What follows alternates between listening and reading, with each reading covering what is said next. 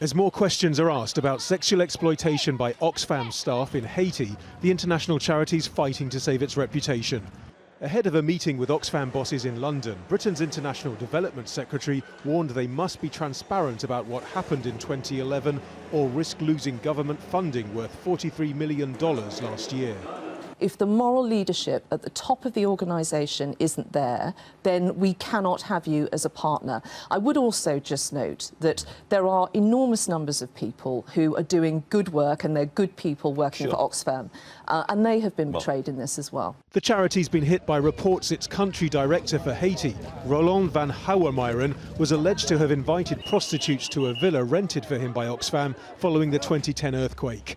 The organisation says it did investigate at the time and fired 4 people, while allowing 3 others, including Mr. van Houwermeiren, to resign. What those few privileged men in Haiti did was to betray the trust of our supporters, our donors, and to betray the thousands of hard-working Oxfam staff who put themselves out, risk their lives to do this work of saving people's lives, children's lives.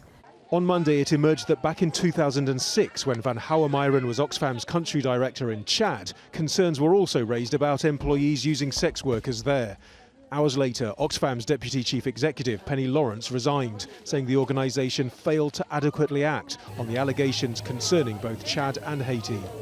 Oxfam has announced a series of measures in response to the scandal. It says it's improving its recruitment and vetting process and setting up a new independent helpline for people to report abuse. But some industry insiders say there's a wider culture of denial, warning for years predatory paedophiles have been allowed to target the aid sector. Andrew McLeod, a former senior advisor to the United Nations, agrees. He's calling for prosecutions.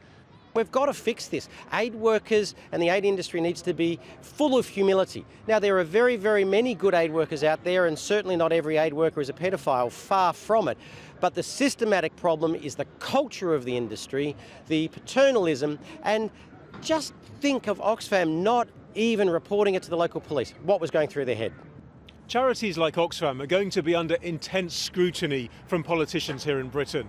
How they respond could determine not just how much government money they continue to get, but how much goodwill they continue to receive from the general public. And that could be their biggest concern.